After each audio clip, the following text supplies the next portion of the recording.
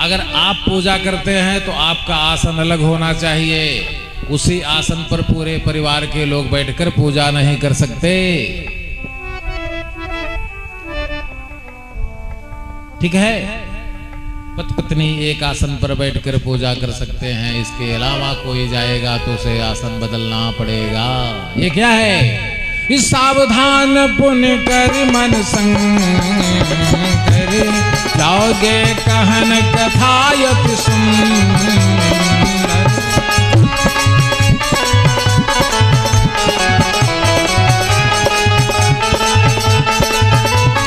जन्म एक दुई जन्म एक दुई कहब बखानी, सावधान होय सुनहु भवानी।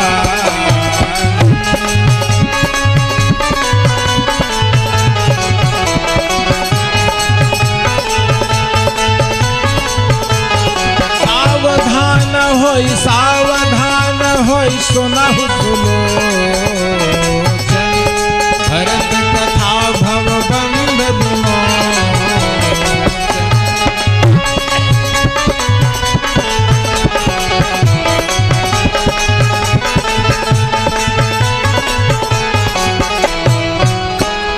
पूजा करना, उपासना करना, यज्ञ में आहुति करना सावधानी का विषय है। जैसे यज्ञ में आहुति करते हैं, अगर आहुति करते समय जो आहुति नीचे गिर जाती है, अगर उसको बाद में बटोर कर जो कुंड में डाल देता है, उसकी 6 पीढ़ियों के लोग अगर स्वर्ग में है तो नरक में ढकेल दिए जाते हैं। क्योंकि यज्ञ के बगल का गिरा हुआ जो भाग होता है वो बर्मी नाम का कीड़ा का है। देवी भागवत महापुराण। जब हयग्रीव नाम के राक्षस से लड़ाई चल रही थी, 1000 वर्षों तक भगवान विष्णु लड़कर सो गए थे। हयग्रीव नहीं मरा। भगवान को जगाने के लिए ब्रह्मा के पास देवता गए। ब्रह्मा ने कहा अगर कोई तैयार हो और जिस धनुष की डोरी पर भगवान अपना सिर करके सो रहे हैं, अगर उसको काट दे, काटने वाला बचेगा नहीं बचेगा इसकी जिम्मेदारी तो नहीं, या विष्णु भगवान बचेंगे नहीं बचेंगे, लेकिन फिर हयग्रीव नाम का राक्षस मारा जाएगा। कोई नहीं तैयार हुआ। एक पेड़ काटने वाला कीड़ा होता है जो 1 महीने में पूरा पेड़ काट के चलनी कर देता है, उसका नाम है वर्मी। इंद्र गए, बोले वर्मी नाम का कीड़ा हम तुम्हारे पास आए हैं, ब्रह्मा ने भेजा है। भगवान सो गए हैं, धनुष की प्रत्यंचा काट दो। वर्मी ने कहा उसके बदले में हमको क्या मिलेगा? इंद्र ने कहा यज्ञ में होने वाली आहुति जो नीचे गिर जाती है वह सारा भाग तुम्हारा रहेगा।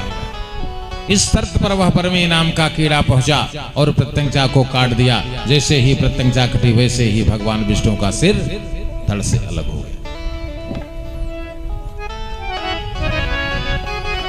फिर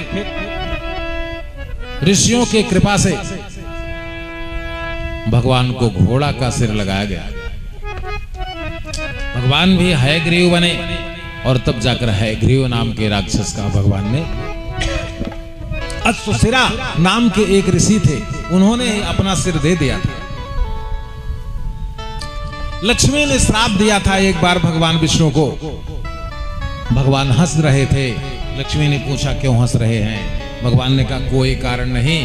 कहा जाइए जिस मुंह से देखकर हमको हंस रहे हैं यही मुंहमा कट के आपका गिर जाएगा। इसलिए पत्नी से भी ज्यादा पति को लाग डांट नहीं लगानी चाहिए। अगर कुछ कह दिया तो सही हो जाए। लक्ष्मी ने जो श्राप दिया समझ गए कि नहीं समझ गए? सदेव जी समझ गए कि नहीं समझ गए? भगवान की इस प्रकार से उपासना साधना में देवताओं के प्रति विश्वास चाहिए।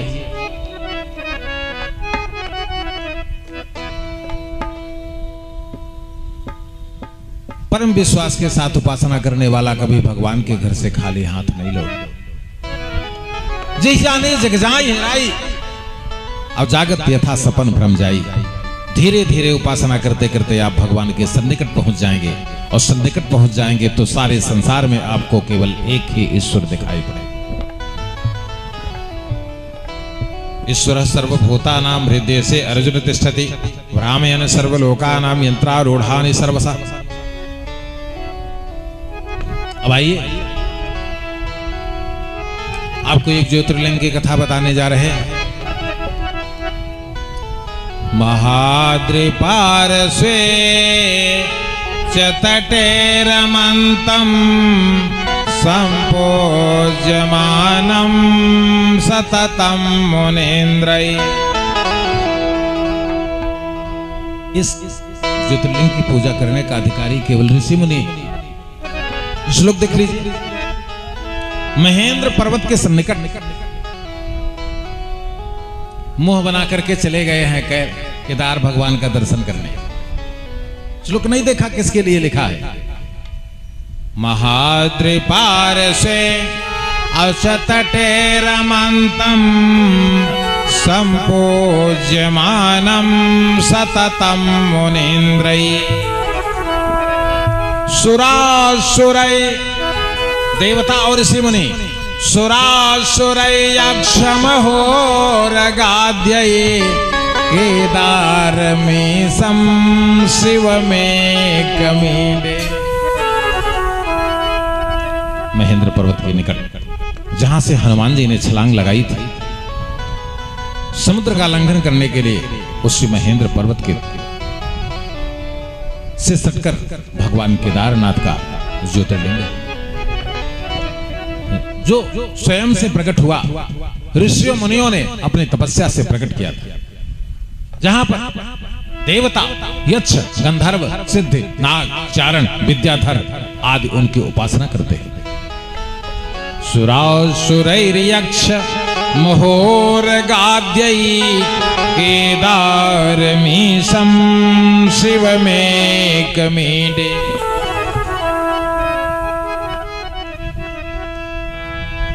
हमारे आपके लिए ध्यान से सुन लीजिए कान खोलकर।